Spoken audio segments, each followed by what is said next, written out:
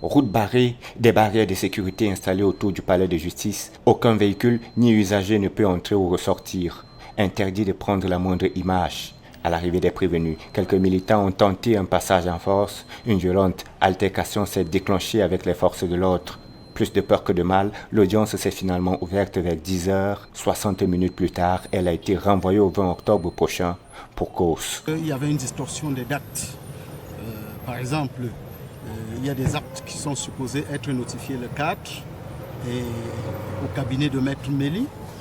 Et il se trouve que les mémoires que j'ai déposées après cette notification datent du 21 janvier. Ça, c'est l'un des cas.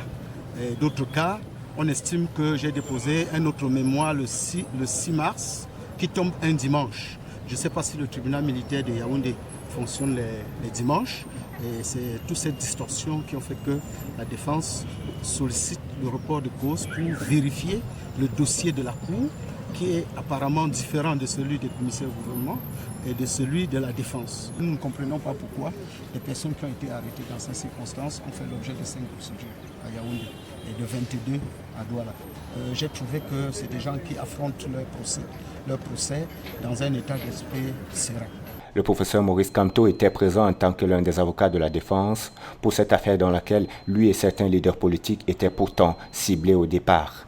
Nous nous sommes rendus compte que le professeur Kamto, qui subissait une assignation à résidence qui a duré pendant 3 mois, alors que les enquêtes se poursuivaient et les détentions arbitraires également, qu'il faisait l'objet de la poursuite. L'acte qui déclenchait les poursuites était un acte qui date du 3 novembre, qui a été signé par le commissaire du gouvernement, actuellement en poste au tribunal militaire, et dans lequel il demandait qu'on ouvre une information judiciaire contre Kamto et contre Kawala, contre Maître Alice Kom, contre Okala Ebode, contre Cho Ayaba.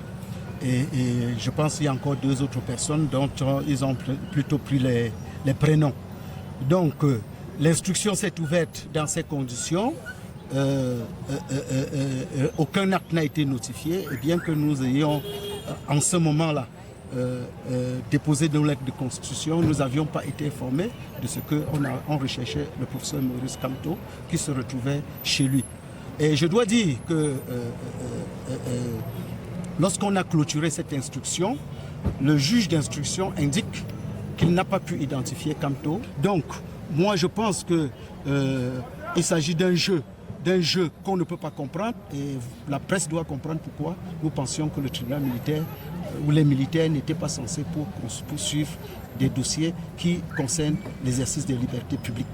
Condamné en début d'année à 7 ans de prison, Alain Fogué, Olivier Bibou-Nissak et les 37 autres accusés espèrent casser cette décision au terme de ce procès pour lequel Maurice Kamto a revêtu sa toche.